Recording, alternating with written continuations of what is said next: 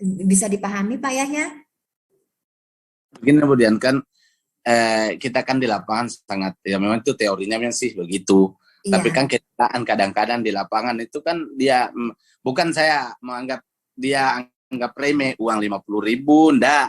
Cuma persoalannya ya manusiawi lah, artinya cuma uang 50.000, lebih baik dia ambil misalnya ini kamu yang anu, umpamanya kayak cocok misalnya kita bilang tadi teknisnya cocok sekali, nanti kita teknisi kalau persoalan itu. Namun yang saya tanyakan ini, kalau yang di operator kami itu di balai apa yang dia dapatkan?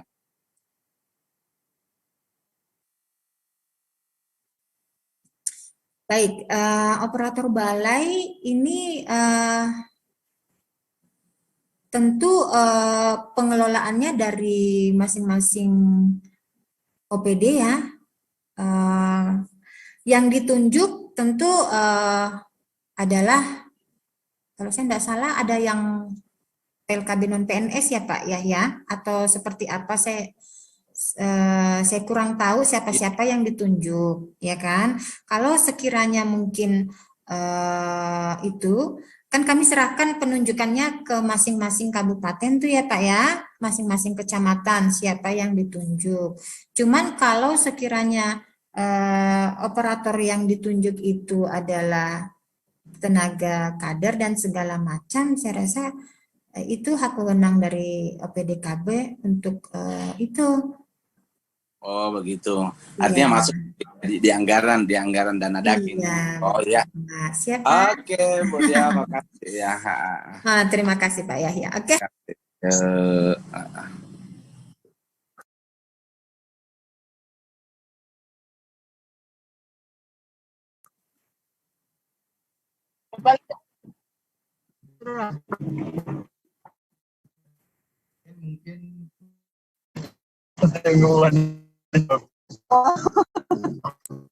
Sorry, tidak terdengar ya?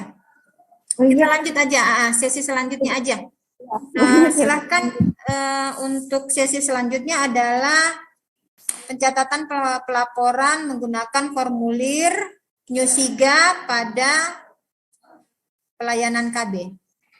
Kepada Pak Arfantis, sudah ya, siap Pak? Ya Bu. Silakan. Ya, terima kasih Bapak Ibu sekalian. Saya akan menjelaskan tata cara pengisian K0, R1, dan R2 KB. Perkenalan dulu, enggak perlu ya Bu ya? Ada yang kenal, ada yang enggak kenal. Ya, perkenalkan Pak, saya Fancis. Bapak Ibu. Harus ada perkenalan, Bu. Iya. Iya Pak Martono. Ya, akrab disapa Fancis Pak. Saya juniornya Pak Awal di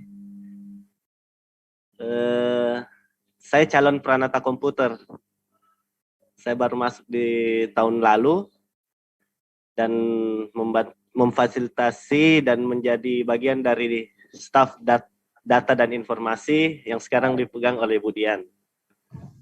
Oke, mantap Pak. Ya Bos. Belum ada anggota yang ber-KB Pak. Statusnya ya pegawai BKKBN.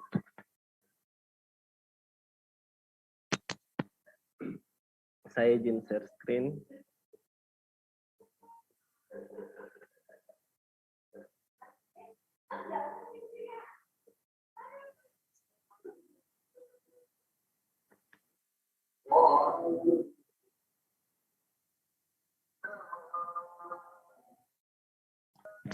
Sudah terlihat Pak di screen Bapak Ibu?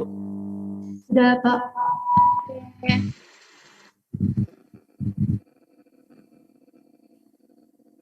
Ya.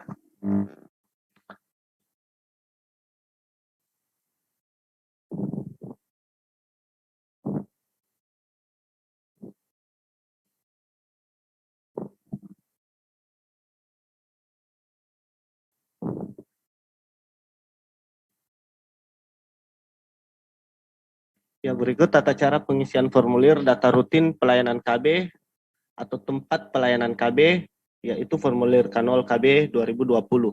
Jadi yang sekarang kita gunakan adalah K0 KB 2020. Dan mungkin Bapak Ibu di lapangan yang lebih berpengalaman, jauh lebih memahami lah pengisian formulir dibanding saya ini. Saya akan menjelaskan beberapa yang saya ketahui tentang pengisian K0 KB 2020. Yang pertama ini kartu pendaftaran tempat pelayanan KB yang diisikan itu kode provinsi, kode kabupaten kota, nomor register, Faskesnya, apakah dia kode 5, kode 4, kode 3, dan yang terakhir nomor urut registrasinya. Yang kedua di depan ini kode provinsi, dua berikutnya kode kabupaten kota, 3 digit adalah register Faskes atau Fasilitas Kesehatan KB, dan yang berikutnya 2 digit ini adalah jejaringnya. Jadi jejaring ini adalah anggota dari Faskes induknya apa? Jadi biasa 005, 001, 005, 002 tergantung dari Faskes induknya di 005. Pada contoh ini digunakan kode 005. Terus identitas tempat pelayanan KB, ini nama tempatnya kebetulan Faskes induk namanya Puskesmas Guguak Panjang. Yang alamatnya sudah jelas mungkin Bapak Ibu ya. Ada jalannya, ada desanya, ada kecamatan apa, kabupaten apa, dan provinsi apa. Yang di kanan ini adalah kode Kemendagri yang akan digenerate oleh sistem secara otomatis. Yang saya jelaskan sekarang adalah formulir. Ini untuk memudahkan saat pencarian data pada penginputan R1KB di by system. Jadi formulir yang ada saat ini, baik itu KB atau Linlab, Dalab, dan yang lainnya itu adalah memudahkan bagaimana formulir ini dapat diinput ke sistem dan biasanya menggunakan kode-kode. Antara lain seperti di Faskes ini kode 4, praktik dokter kode 5, klinik utama kode 3, dan dicentang. Kenapa tidak ditulis? Karena biasa ada yang tidak terbaca tulisannya, jadi mungkin menggunakan centang-centang seperti ini, Bu, untuk memudahkan operator dalam menginput datanya. Terus saat centang pada jenis Faskes atau jaringan. Jika jaringan di sini, maka Faskesnya harus dicentang baru centang jejaring atau jaringannya. Umpamanya Pustu, maka puskesmasnya centang lalu pustunya. Kalau dia jaringan atau jejaring. Praktek mandiri bidan. Seperti yang sudah dijelaskan Ibu Dian tadi, praktek mandiri bidan, apa yang dimaksud bidan jejaring dan praktek bidan mandiri setara Faskes, itu ada penjelasannya di samping. Bidan yang melaksanakan praktek secara mandiri sama-sama merupakan jejaring dari suatu Faskes jika dia bidan jejaring, belum bekerja sama dengan BPJS Kesehatan bila dia mandiri bidan setara Faskes, dan distribusi alkonnya jika mandiri bidan itu dari Faskes yang menjadi induknya. Dua perbedaan ini sudah dijelaskan dari tadi. Saya melangkah ke alamat dan tempat pelayanan KB. Nama jalan, nama dan kode tempatnya sesuai dengan kode Kemendagri. Jenis tempat pelayanan KB pada salah satu pilihan yaitu dia Faskes atau jaringan atau jejaring. Mohon maaf Bapak Ibu, ada yang mau bertanya sebelum saya ke slide berikutnya?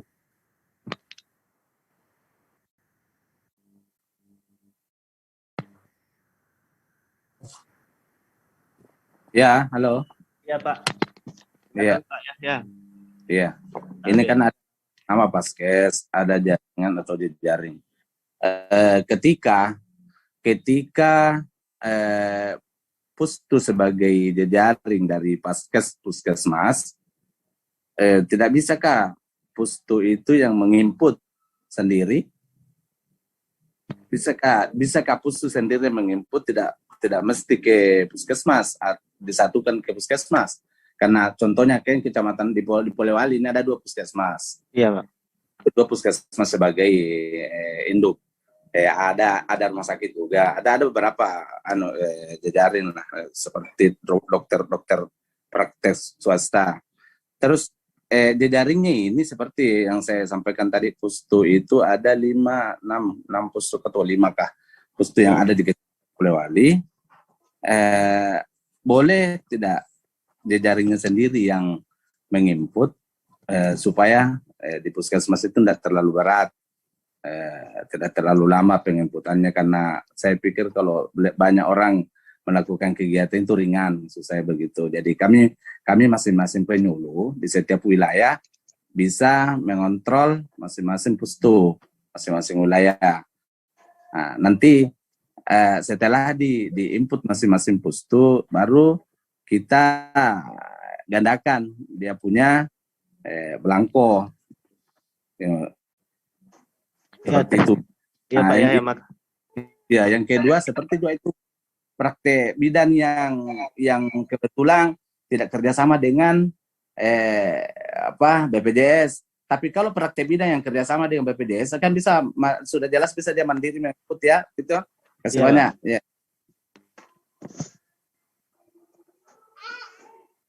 Ya itu saja Pak. Ya. Ini kok di kamar sini. Iya, Pak. Untuk vaskes yang jejaring Pak ya di bawahnya. Ya. Saya rasa teknis saja Pak. Bisa diinput masing-masing pustu. Bisa menginput kanalnya. Karena nanti datanya kan akan mengalir menuju ke vaskes induknya. Iya Pak ya kalau tidak salah. Oh begitu. Ini kan datanya kan Pak Pancis, biar saya tambahkan dulu. Iya Kemudian Pak. biar saya tambahkan dulu. Iya. Begini Pak Yaya, untuk Ya. kanol sebaiknya diinput dulu di kabupaten. Kan ini untuk kanolnya aja, ya kan? Kanol itu 1 kali saja. Sebaiknya diinput di kabupaten dulu, kan cuma 1 kali, tidak berulang dia. Ini kita bicara kanol ya. Tapi kalau sudah berbicara dengan R1 KB-nya, Ya. itu pun di pustu bisa mencatat sendiri. Bisa mencatat sendiri. Kita nanti buatkan user tersendiri kalau memang mau mencatat sendiri di situ, Pak. Jadi tidak membebankan pencatatan ke puskesmasnya. Gitu, Pak. Supaya beban untuk penginputan tidak ke puskesmas terlalu banyak, gitu, Pak. Bisa. Oh, alhamdulillah. Namun pertanyaan berikutnya, Pak Awal. Ya. Itu kan seumpamanya kok dia menginput jejaring ya. Kan tadi kita berbicara lagi tentang siapa tahu dia bertanya banyak caranya yang tadi 50.000. Ya, apakah dia masuk di situ juga? Nah, saya bilang apakah begini Pak? Tadi kan Ibu Dian bilangnya cuman difasilitasi untuk di vaskesnya. Nah, kalau kita menyuruh lagi ke mungkin itu yang di bawah ini tidak ada sebenarnya gitu. Oh ya. Ya supaya tidak apa-apa operasionalnya. Iya. Penting jelas ya. Iya, kita kan supaya begitu. Maaf ini Pak Awal, bukan persoalan siapa yang menginput dan berapa anggarannya. Ini hanya mau kepastian saja supaya kami di lapangan bisa menjelaskan.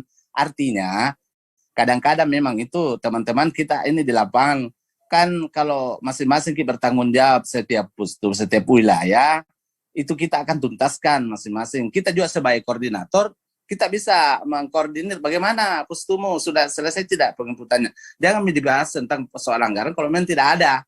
Yang ada kalau memang hanya paskes tok saja, bukan dana penginput. Kan tadi kan hanya paskes saja yang diberikan SK seumpamanya. Bukan jejaring, ya tidak ada masalah nanti tetap kita akan membuat ringan ini keadaan seperti apapun yang penting kita sudah tahu memang tidak ada yang di sini, tidak ada yang di sini. Jadi kami hanya berkolaborasi saja, kita akan membuat sebagai demikian rupa supaya ringan ini pekerjaan, maksud saya begitu. Terima kasih banyak. Ya. Iya Pak ya, terima kasih Pak. Masih ada Pak? Kemudian ada yang tambahkan mungkin kemudian? Ya, terima kasih Pak Yahya. Saya rasa ini strategi khusus ya bagi teman-teman yang lapangan. Memang pasti adalah strategi khusus teman-teman lapangan untuk bagaimana menggerakkan seluruh mitra kerja maupun seluruh potensi SDM yang ada. Dan kami tentu sangat terbantu Pak Yahya ya. Namun untuk yang dimaksud tadi untuk pengisian ya saya sedikit perjelas. Yang pertama untuk K0 formulir manual ya Pak Yahya ya, itu untuk pengisiannya ya tetap harus ada dan itu disetor ke kabupaten bisa untuk menginput secara menyeluruh. Tadi update-nya ya. Tetapi untuk pencatatan pelaporan rutin bulanan, memang sebaiknya jejaring masing-masing jejaring ketika ada kegiatan pelayanan, dia yang mengisi formulir manualnya, karena dia yang paling tahu ya, karena dia yang melakukan pelayanan. Tetapi kalau terkait penginputan, itu tadi ya ada dua. Kalau misalnya memang benar Pak Yahya bisa menggerakkan teman-teman di jejaring untuk melakukan penginputan secara langsung, kami sangat terbantu. Itu sangat dimungkinkan, Pak. Tergantung tekniknya bagaimana ya Pak Yahya, teman-teman di lapangan untuk bagaimana mengadvokasi supaya teman-teman jejaring Pustu itu juga bersemangat membantu kita. Mungkin begitu ya. Kalau misalnya SDM-nya tidak memadai di jejaring untuk penginputan, ya tentu yang berkewajiban adalah petugas Vaskes. Mungkin itu saja ya yang perlu saya Ya, jelaskan. saya rasa seperti ini Bu Dian, ini masukan saja. Ini kan ada teman-teman kita yang lulus dari P3K. Ini akan diberdayakan seperti apa pelaksanaannya di lapangan. Itu kan salah satu poin juga di situ ketika dia melakukan. Ketika Vaskesnya jejaringnya tidak bisa menginput, saya rasa kita punya teman-teman P3K ini harus berkewajiban untuk itu. Kenapa? Karena kita ini kita punya pekerjaan ini. Seperti itu. Saya rasa seperti itu. Walaupun banyak pekerjaan kita kalau tidak diinput. Kalau kita selalu mengharapkan puskesmas, itu yang saya khawatirkan Bu Dia, karena sudah 10 tahun lebih ini jadi penulis, kita sudah paham sekali seperti apa kasihan di lapangan. Iya. Iya, saya rasa seperti itu Bu Dia. Terima kasih Pak Yahya. Iya. Ya Pak Yahya. Bagaimana Pak Yahya? Saya lanjut Pak. Ya. Mungkin dari yang lain masih ada Bapak Ibu. Saya banyak dibantu sama teman-teman juga dalam menjawab. Terima kasih. Lanjut Pak. Iya Pak, terima kasih.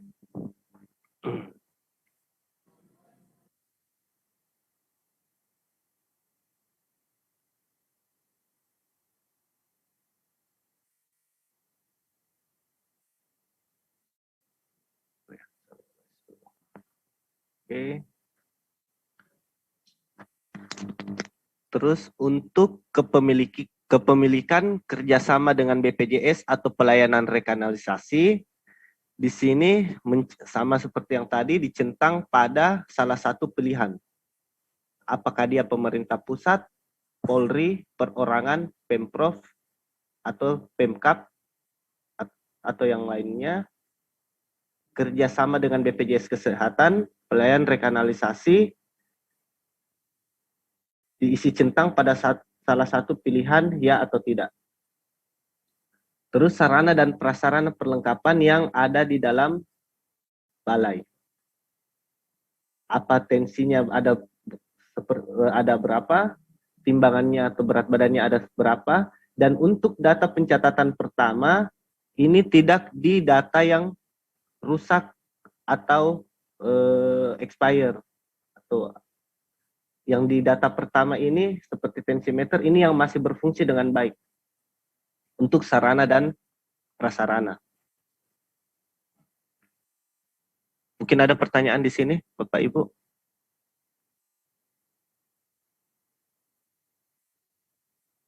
Yang perlu saya tekankan paling ya Pak, ya Bu. Materinya mungkin bisa dilanjutkan materinya, nanti setelah selesai materi Bapak baru dibuka sesi diskusi supaya kita menghemat waktu. Terima kasih. Oh iya. Tidak takutnya nanti ada yang terlewat, siapa tahu ada yang lupa bertanya, hilang pertanyaannya, jadi saya Per slide. Oh, tadi saya mau tanya yang mana ya? Ya oke, saya lanjut Bu ya. Berikut tata cara pengisian K0 KB. Di sini nomor induk tenaga yang ada dalam Vaskes atau setara Vaskes atau jejaring. Ini nama-nama tenaga apa aja yang diisi di situ adalah dokternya berapa, perawatnya berapa, siapa-siapa di dalam, apakah sudah pelatihan atau belum. Ini untuk pengisian K0 daftar tenaga, maksudnya tenaga perawatnya berapa, perawat, bidan, dan atau dokternya. Saya lanjut. Dan ini mengetahui pimpinan Vaskes dan pimpinan jaringan atau jejaring. Berikut ke pengisian R1KB. Di sini ada nama Vaskes atau jaringan atau jejaring. Diisikan, terus register pelayan KB-nya ini, kode provinsi, kabupaten, kota, dan nomor register Vaskes. 3 digit, nomor urut Vaskes di kabupaten kota yang bersangkutan, dan dicentang tahun sesuai dengan bulan pelaksanaan pelayanan di Vaskes tersebut atau jejaring. Ini tahun dilakukan, tahun berapa, terus nomor induk kependudukan, nama-nama aseptor, yang didaftarkan ini adalah nama suami. Kenapa nama suami? Karena nama suami yang ditolerir oleh sistem saat penginputan di aplikasi. Yang di-searching itu nama kepala keluarga, biasanya suami. Yang ada dalam daftar KK pemutakhiran data basis keluarga. Dan ini tempat NIK, namanya yang dilayani ber-KB, tanggal lahir, alamat, dan nomor handphone. Rasa ini sudah jelas. Dan jika belum terdaftar NIK-nya, bisa dituliskan angka 9 sebanyak 16 kali. Oke, saya lanjut.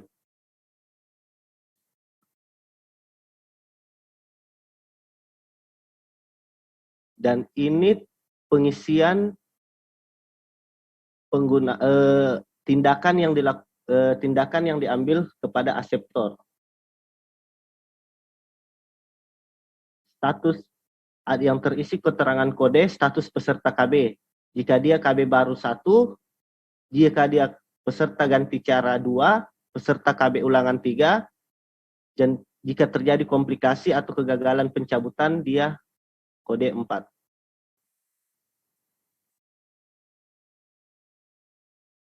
Kode jenis Alkon diisi pada jenis tindakan dan kasus. Tindakan yang diambil yang pertama itu kode 1 suntikan 1 bulan, kode 2 suntikan 3 bulanan kombinasi, kode 3 suntikan 3 bulanan progestin, kode 4 pil kombinasi, kode 5 pil progestin, kode 6 kondom, kode 7 implan 1 batang, kode 8 implan 2 batang, kode 9 IUD, kode 10 vasektomi, dan kode 11 tubektomi.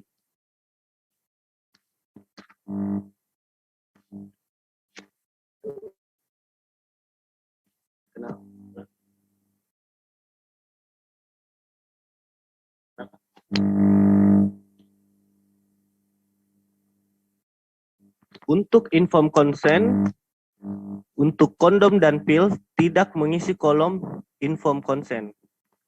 Kenapa tidak diisi kolom inform consent? Karena saat menggunakan kondom dan pil tidak membutuhkan persetujuan dari aseptor yang bersangkutan. Jadi inform consent-nya tidak dicentang. Khusus untuk pelayanan kondom dan pil. Untuk pencabutan dan pemasangan, dia kode 14 dan pencabutan kode 15. Ini inform consent karena dibutuhkan persetujuan dari aseptor yang bersangkutan.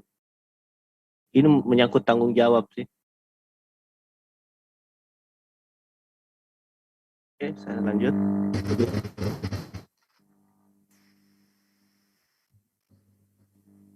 Ini lampiran R1KB.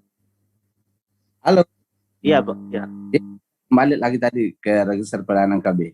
Iya, Saya Pak. rasa kita dari satu sebelum selesai kita lagi. Saya rasa itu lebih bagus. Ini saya Iya, pertanyaan Iya, Pak. ini tentang yang nama Paskes, strap, jaringan atau jejaring. Nah, ketika karena jejaring yang pemain pustu tadi yang menginput ini, apa mau ditaruh, kode apa ditaruh di situ? Apakah kita taruh pustunya atau kita taruh puskesmasnya? Karena jejaringnya yang menginput, seumpamanya pustunya yang menginput. Seperti apa itu pengisiannya di situ? Yang jejaring dan jaringan. Apa mau ditulis di situ? Apakah nama paskesnya atau jejaringnya? Saya bisa bantu jawab, Pak. Yang tadi R1, ya R1 KB. Nah, tuh. ini, Pak. Ya. Yang Iya. kode Nama jaringan atau jejaring. Saya bantu jawab, Pak. Bisa. Iya. Begini, Pak Yaya. Ya. Kalaupun pustunya yang menginput, tetap di situ yang namanya pustu, karena otomatis by system kalau pustu yang menginput, pustunya akan muncul. Pustunya akan muncul. Nah, kalau manual pustunya kita tulis pustunya di situ, namanya pustu. Gitu, Pak ya. Kalau manual, tetapi kalau kita input tetap muncul anunya paskesnya begitu. Otomatis muncul pustunya, nama pustunya di situ, Pak ya. Nanti pada saat rekap data otomatis nanti masuk ke paskesnya, paskes induknya.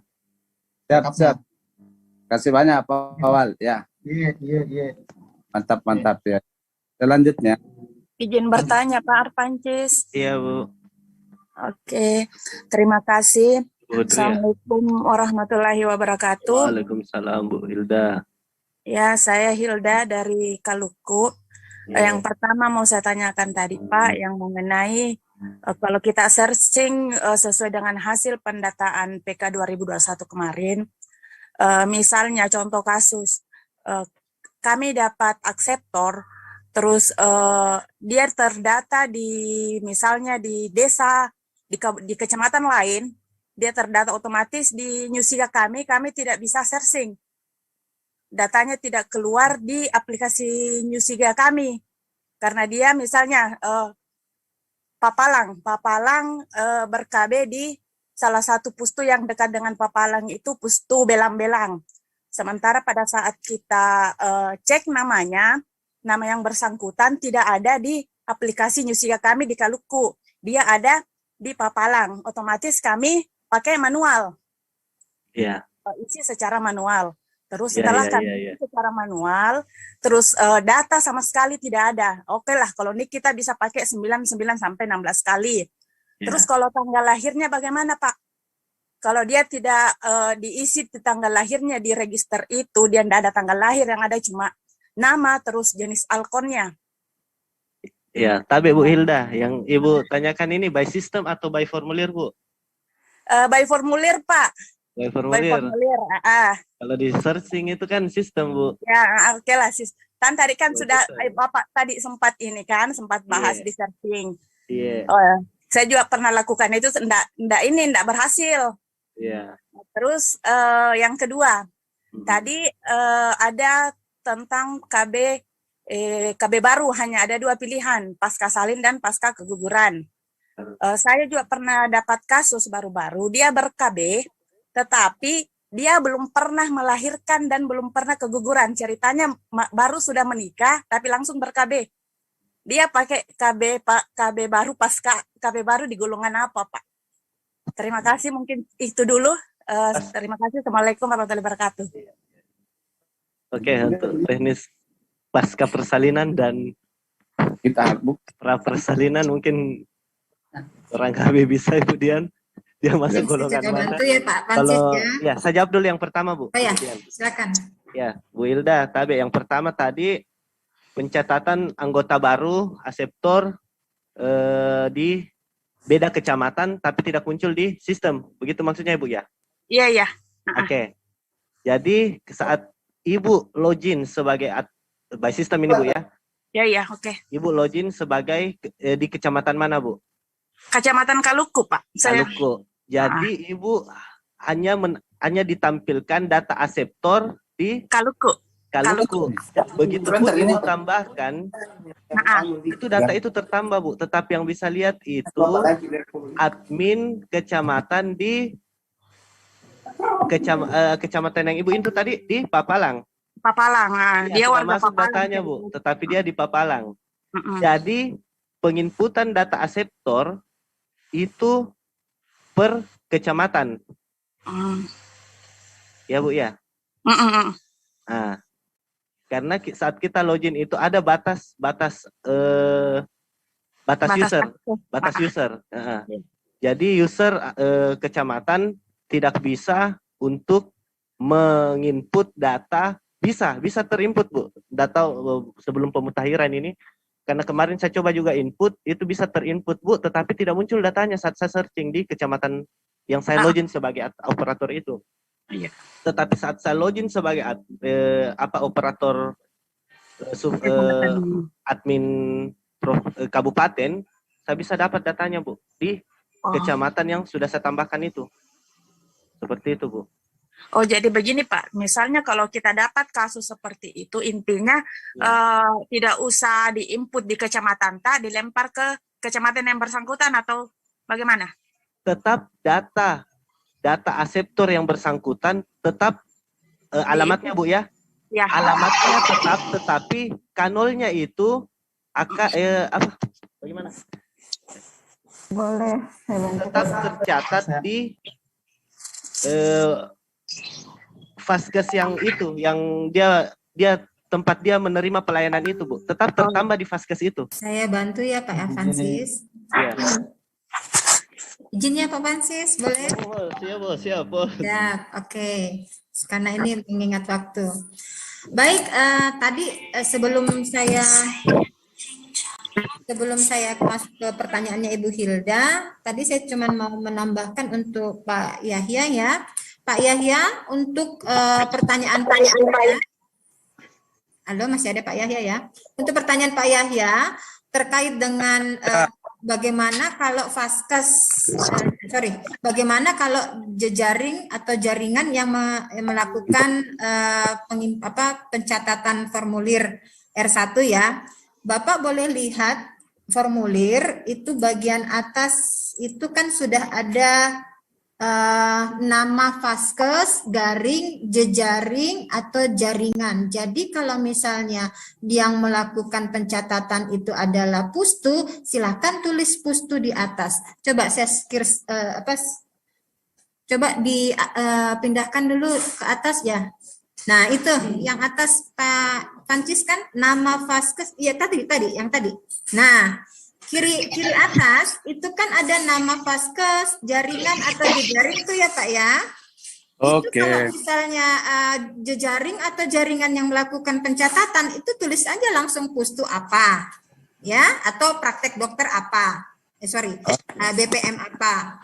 Nah registernya tentu akan mengikut juga Pak sampai pada jejaring. Jadi nanti dia akan lengkap tuh sampai berapa digit ke belakang tuh? 1, 2, 4, 7, 9 digit terisi semua. Itu tapi nanti yang isi by system ya, generate by system. Kalau dia memang Pustu, itu teknis pada penginputan pada aplikasi. Kalau manual, tinggal ngisi aja tuh Pak nama Pustunya. Nanti urusan operator tuh untuk mengisi sesuai dengan Pustunya. Gitu ya Pak Yahya ya untuk tadi. Ya. Kemudian, halo Bu Dian, mohon maafin sebelum lanjut. Ini kan tadi ada jejaring di sini, ada kode provinsi, ada kode kabupaten, ada nomor registrasi Vaskes, ada nomor jaringan jejaring Vaskes. Seperti apa pengisiannya di situ? Apakah otomatis juga atau bagaimana? Kalau pengisian formulir manual nggak usah diisi dulu, nanti tugasnya operator by system Pak, nanti yang ngisi. Artinya maksud saya begini, rencananya ini semua pustu ketika diadakan penjemputan laporan, saya akan memberikan tugas sama teman-teman penyuluh untuk segera mengisi balainya, dianunya di pustunya seperti itu. Jadi dia akan langsung menginput secara online, bukan manual lagi. Iya, tapi itu nanti pelatihannya by system untuk aplikasi lain lagi Pak. Ini baru bimbingan testing pengisian formulir manual. Ya, paham ya. Paham Pak ya? Siap. Karena kalau untuk aplikasi Newsiga agak sangat-sangat ya perlu fokus yang luar biasa. Termasuk pertanyaan Ibu Hilda sudah mengarah pada pengisian laporan menggunakan aplikasi ya Bu ya. Oke, mengenai pertanyaan Bu Hilda, halo Bu Hilda, terkait dengan akseptor yang dicatatkan pada kecamatan lain, ya sebagai catatan Bu Hilda, untuk akseptor bisa dilakukan pelayanan di mana saja. Ya, bisa dilakukan di mana saja. Kenapa? Karena nanti dia akan merujuk ke NIK masing-masing sesuai dengan alamat. Misalnya, saya akan melakukan pelayanan di Pasangkayu. Bisa. Tulis saja NIK-nya, kalau berbicara formulir manual ya, tulis saja NIK saya sesuai dengan KTP saya, alamat saya sesuai dengan KTP saya. Di Pasangkayu, misalnya Puskesmas Pasangkayu, gitu ya Bu Hilda. Nanti untuk penginputan by system, untuk penginputan di aplikasi, sistem akan men-searching data yang bersangkutan itu terdata, menarik data akseptor sesuai dengan NIK-nya dari data basis PK21, tetapi pencatatan pelaporannya akan terlapor di puskesmas di mana dia dilayani. Paham ya Bu Hilda? Iya Bu ya. Ya, tapi pencatatan pelaporannya tetap terdaftar di puskesmas atau di pustu di mana dia dilayani. Terkait dengan gimana KB aktifnya itu dengan sendirinya by system sesuai dengan NIK-nya. Oke, bisa dipahami Pak Bu Hilda? Ya bisa Bu. Nanti. Untuk melihat tadi terkait untuk saya tidak bisa melihat datanya itu, tentu saja Bu Hilda tidak bisa melihat, tapi kalau admin bisa karena aksesnya luas. Akses Bu Hilda kan terbatas pada kecamatan yang mana Ibu gunakan usernya. Oke? Ya Bu ya. Ya. Terima kasih. Silakan Izin lanjut. boleh tanya Bu. Yang Ibu kedua Satriani. Ibu bisa tanya sedikit? Bisa Ibu Satriani, silakan Bu. Oh iya.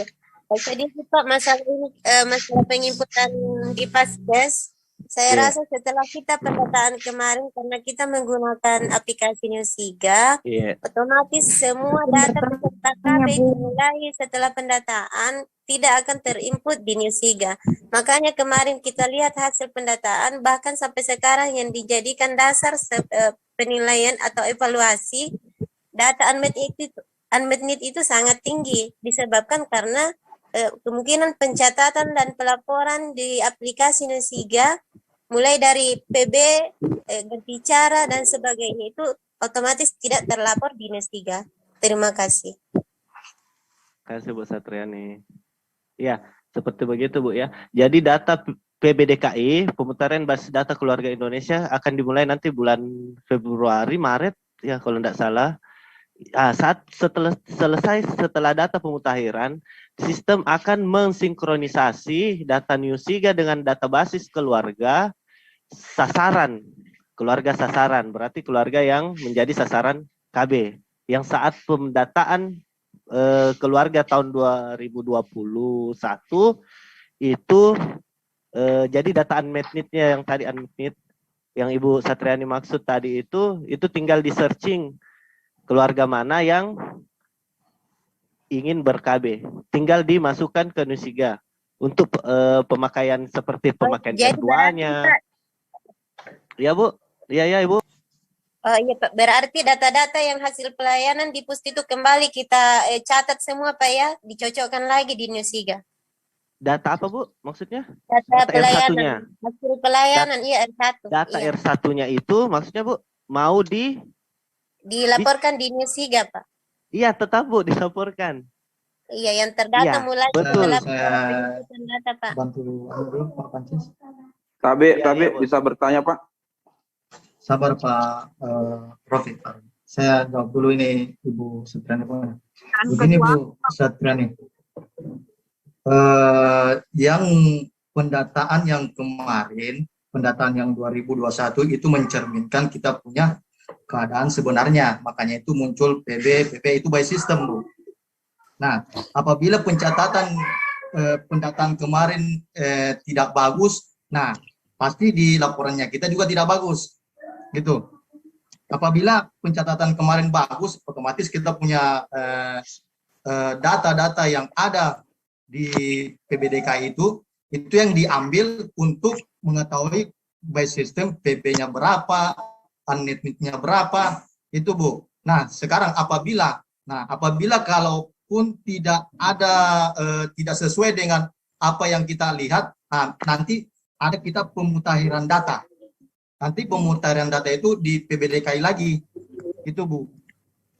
Oh iya Oke, Bu. Pak, cuma masalahnya Pak, karena kalau kita mau melihat tiap bulannya kita mau perbarui data itu, otomatis Pak data yang kemarin misalnya yang masih hamil kemarin otomatis sudah melahirkan dan ber-KB jadi pasal KB baru tidak akan terlihat lagi di data yang sekarang ya sekarang, karena biasa kita buka Pak tetap masih hamil di dalam padahal ini orangnya sudah ber-KB, begitu Pak. Makasih. Benar, itu nih makanya itu nanti ada pemutakhiran data Bu. Kita lakukan lagi, gitu Bu. Kapan Oke. pemutakhirannya Makasih, Pak Pak. Wan? Kapan Iya kapan Kenapa? Pak? Kapan kira-kira? Mungkin kalau pemutakhiran mungkin bulan-bulan Mei kalau tidak salah ini. Tergantung siapa nih. Coba mungkin Bu Dian tahu apa nih siklusnya kapan itu? Bu Dian mungkin ada yang tahu. Ya, jadi PBDKI itu nanti di pertengahan tahun ya Bu ya, mungkin akan lebih duluan tentang pendataan keluarga berpotensi stunting. Ada 2 nanti ya Bu ya untuk pendataan tahun ini, keluarga yang berpotensi stunting sama PBDKI, pemutakhiran data basis PK21. Terima kasih. Lanjut Pak Francis. Tabe Pak Francis.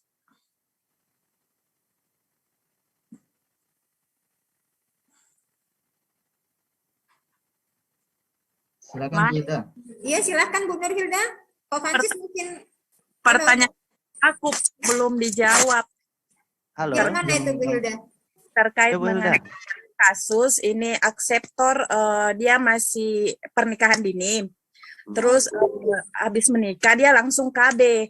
Dia belum dia masih kategori KB baru di bagian mana Bu? Apakah dia pasca salin atau pasca keguguran? Sementara kenyataan dia sama sekali memang belum pernah melahirkan dan belum pernah keguguran, baru menikah langsung KB. Terima kasih. Baik, ya saya lupa tadi ya Bu ya tentang KB baru ya. KB baru. Baik, untuk KB baru saya berbicara formulir manual dulu nih Bu ya. Kalau di formulir manual itu hanya ada kode 1 ya untuk KB baru. Benar ya? Kode status peserta KB itu nomor 1 adalah peserta KB baru. Silahkan nanti di kode itu aja dulu untuk formulir manual. Tetapi untuk operator data ketika menginput, kan itu pasti kalau kita mengklik dia sebagai peserta KB baru, tentu akan berlanjut pada pemilihan KB pasca salin atau KB keguguran. Nah, Kalau saya tidak salah, di bawahnya itu ada kosong ya, Bu. Bisa diklik. Tidak salah. Coba ya. Ada di aplikasi. Nah, kalau kita menginput dia sebagai KB baru, itu akan berlanjut pada pilihan KB pasca salin, KB keguguran, pasca keguguran, dan kalau saya tidak salah, di ketiga itu ada kosong, space kosong, bisa diklik itu kosong. Nanti dicoba.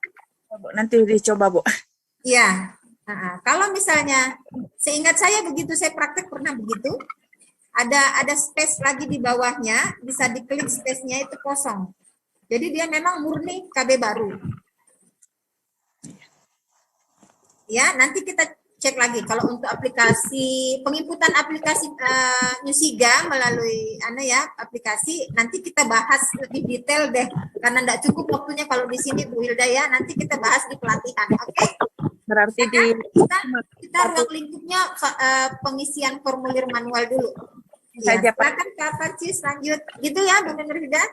Oke, Bu. Ya, Bu Hilda. Lanjut Pak Arfancis. Kita lanjut, Bu Di. Tabe.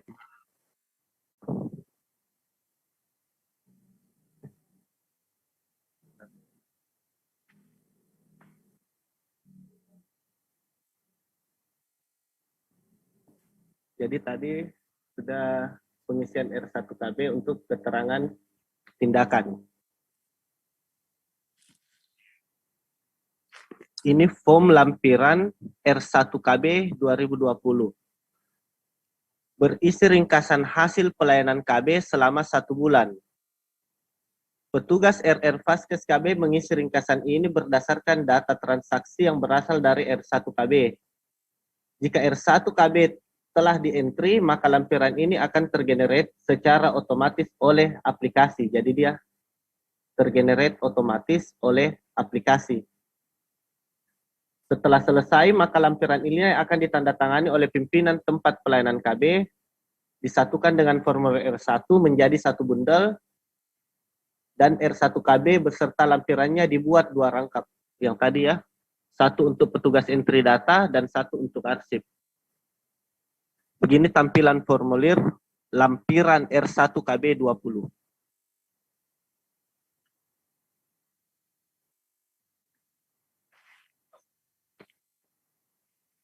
Berikutnya tata cara pengisian formulir data rutin pelayanan KB R2KB 20.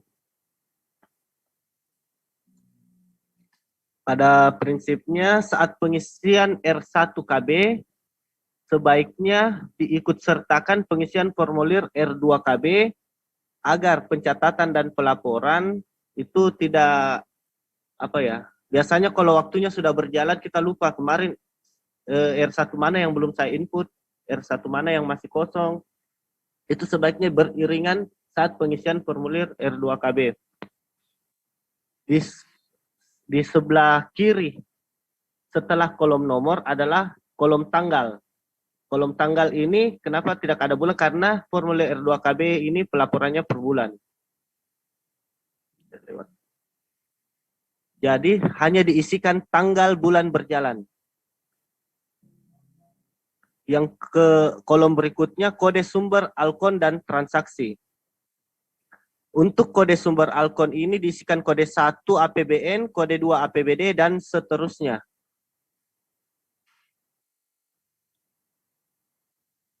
Yang berikutnya saldo awal mutasi Alkon. Di sini saldonya apakah dia APBN, APBD atau mandiri. Itu di keterangan mutasi Alkon dicatatkan apakah dia penerimaan dari OPD, pelayanan dan untuk pelayanan R1-nya dicatatkan di kolom berikutnya.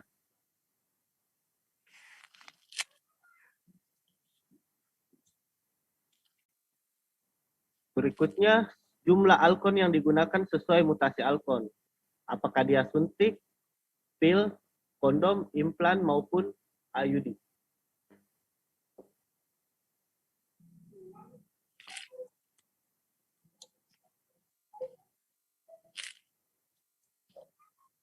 Dan yang terakhir ini saldo akhir dari R2, keterangan pemakaian Alkon dalam bulan berjalan tersebut. Ada saldo akhir, total pengeluaran, dan ditandatangani oleh pimpinan Vaskes yang bersangkutan. Dan kode transaksi diisikan jika kode 1 penerimaan atau pembelian, kode 2 pengeluaran untuk pelayanan KB. Jadi kode 2 ini bisa berulang karena untuk aseptor ini R1 pelayanan apa, tindakan apa yang diberikan kepada aseptor. Kode 3 pengeluaran Vaskes untuk distribusi Alkon ke jaringan atau di jaring. Jika terjadi distribusi Alkon dari Vaskes induk ke jaringan atau pustu atau Poskesdes dan lain-lain, maka diberi kode 3. Kode 4 jika pengeluaran Vaskes lainnya atau kondisi tertentu. Kode 5 jika alokonnya rusak dan kode 6 jika kadaluarsa. Rusak ini biasanya alat, kadaluarsa biasanya obat. Oke.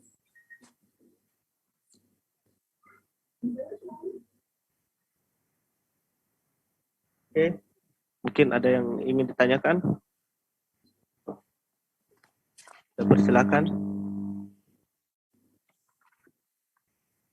Halo, ya.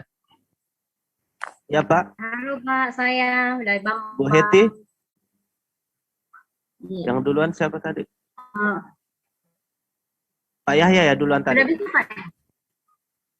Ya, halo. Iya, tahu ya Pak Yahya. Iya, silakan Bu. Oh iya. Nah, kasih. Ini ada nomor, tanggal, sumber Alkon atau kode, dan kode transaksi. Ini kalau saya punya kan kebetulan saya print ini ada, saya bisa ini yang saya punya. Halo, kita lihat ini Pak. Halo. Belum Pak, baru atasnya Pak.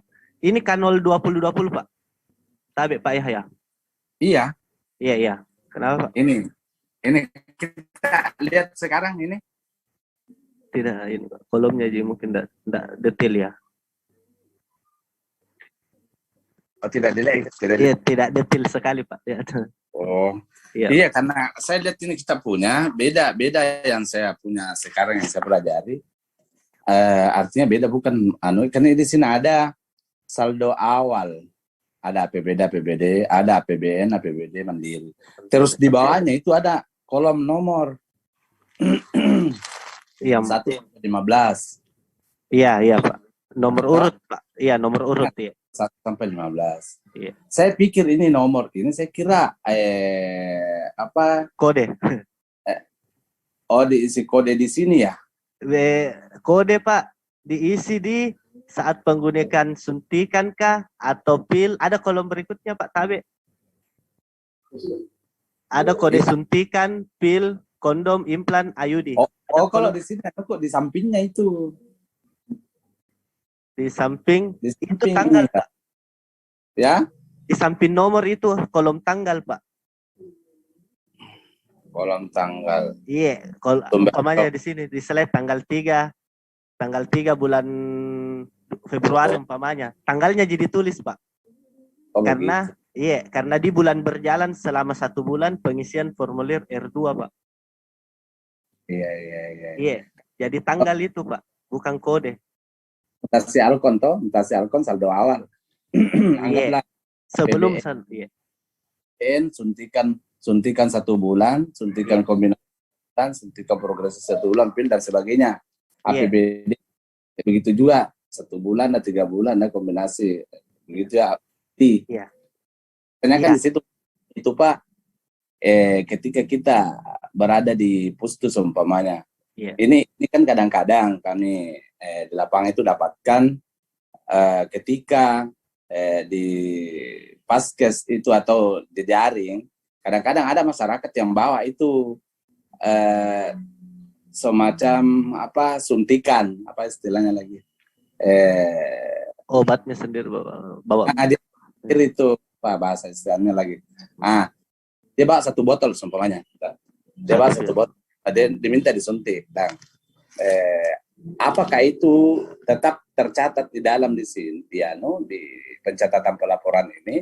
Terus kedua, bagaimana pengisian anunya, karena ada di situ saldo akhir mandirinya seperti apa, ada saldo pengeluaran, ada penerimaannya, berarti dia dikasih masuk saja umpamanya penerimaan satu, umpamanya kalau satu pelayanan di situ yang mandiri langsung tuh nol begitu.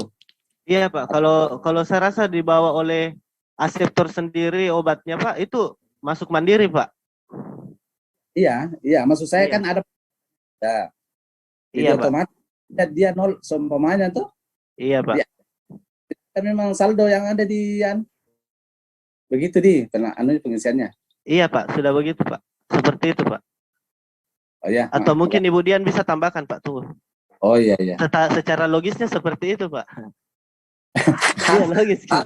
Soalnya ini kita ini harus ini materi ini harus di-share dulu supaya kita pelajari juga di sini, karena kalau kita melihat lewat laptop atau lewat ini, kalau laptop kebetulan saya pakai saya pakai HP kecil, jadi kurangan jadi kekeluarannya ini tidak sama dengan apa yang saya pelajari dengan apa yang ada di dalam. Iya. Oh iya, mohon maaf ya. Itu aja Pak. Iya Pak, siap. Ya. Izin lagi Pak Arpancis. Iya Bu Hilda. Ya. Terima kasih. Iya. Langsung saja Pak. Di situ di slide saya lihat di kode transaksi itu nomor 3 mutasi pengeluaran Paskes untuk distribusi Alkon ke jejaring atau jaringan. Iya. Ya, Bu. Sedangkan saya lihat narasinya di samping kolomnya itu pelayanan untuk Windiawati. Berarti dalam hal ini kodenya dikasih angka 3, terus yang dilayani akseptor, bukan mutasi Alkon ke jejaring. Biasanya kan kalau mutasi Alkon ke jejaring, narasinya di situ misalnya obat ke pustu apa. Iya. Dan di situ saya lihat contoh yang di slide pelayanan untuk Yuswindiawati. Bagaimana itu penjelasannya Pak? Pelayanan apa sudah betul atau untuk Yuswindawati dicatat di R2 karena dilakukan tindakan oleh kepada Ibu Yuswindawati dan mengurangi alokon yang ada dalam stok. Untuk pendistribusian alkon itu diisi kode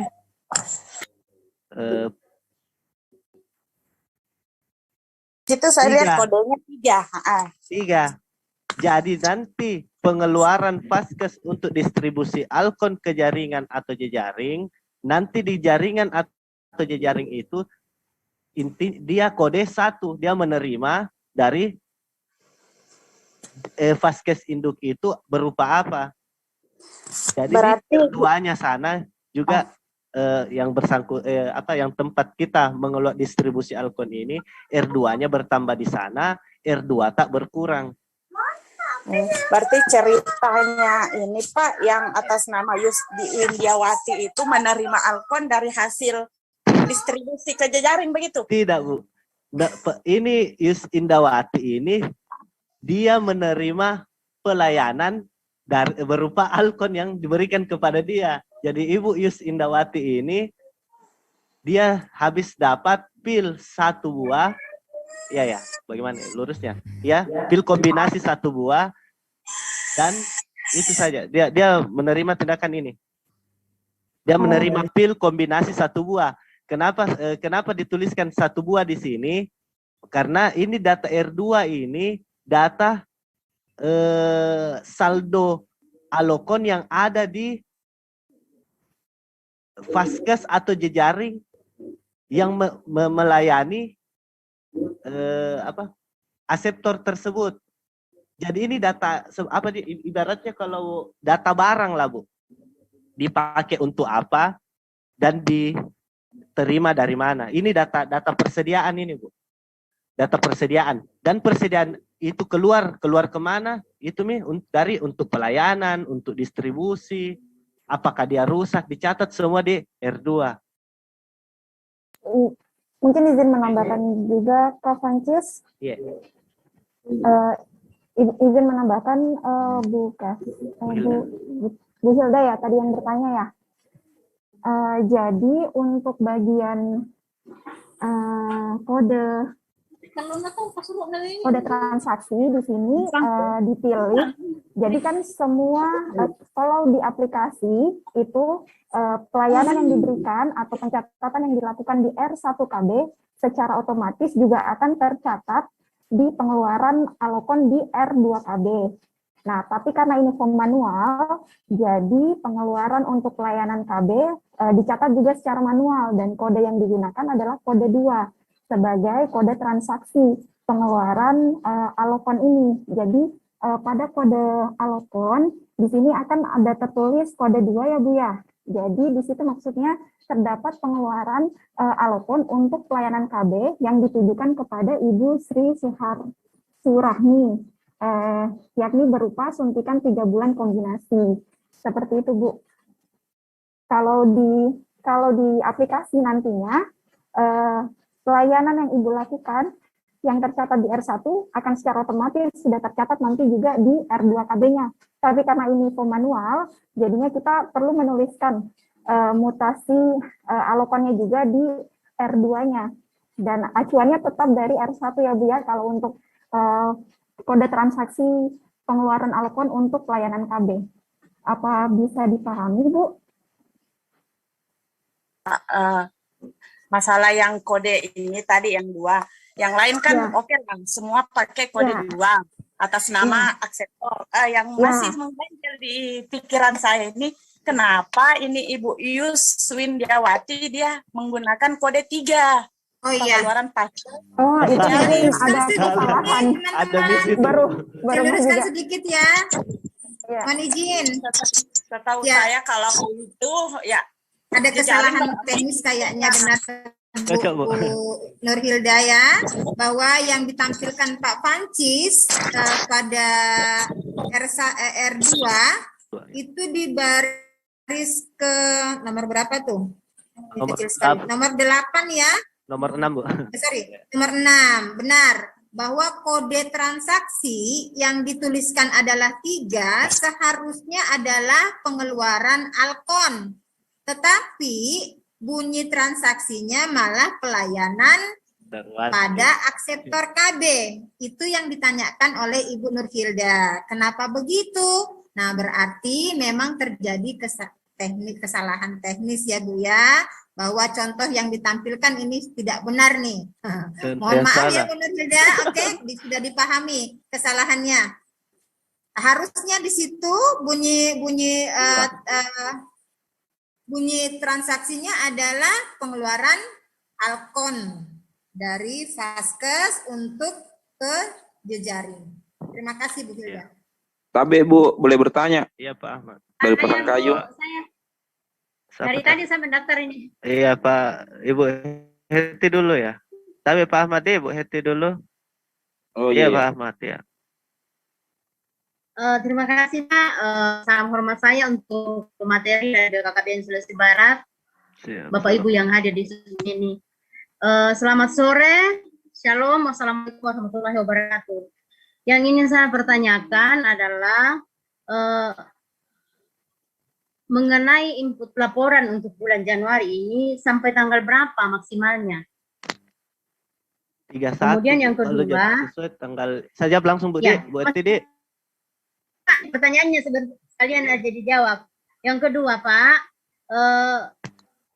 jika ada pengisian kanol yang kami tidak pahami, siapa di antara Bapak Ibu yang boleh kami hubungi, yang mengerti tentang kondisi dan keadaan kami? Karena mohon maaf Pak, kami penyuluh itu biasa menghubungi Bapak Ibu di provinsi itu tidak di jam kerja, biasa juga menghubungi malam. Jadi mohon untuk kami dimaklumi seperti itu, karena penyuluh itu tidak ada libur Pak, biar hari Minggu tetap kerja. Nah kemudian bagaimana solusinya dengan kami yang tidak ada jaringan? Apakah setiap bulannya itu kami harus pergi mencari jaringan supaya laporan di dalam bulan itu bisa terupdate? Atau seperti apa Pak? Itu saja, terima kasih dan Selamat sore. Ya, untuk pertanyaan pertama tadi Bu Heti Di, tentang R2 Bu Di. Tentang untuk R2 pencatatannya, pelaporannya ya per bulan Bu.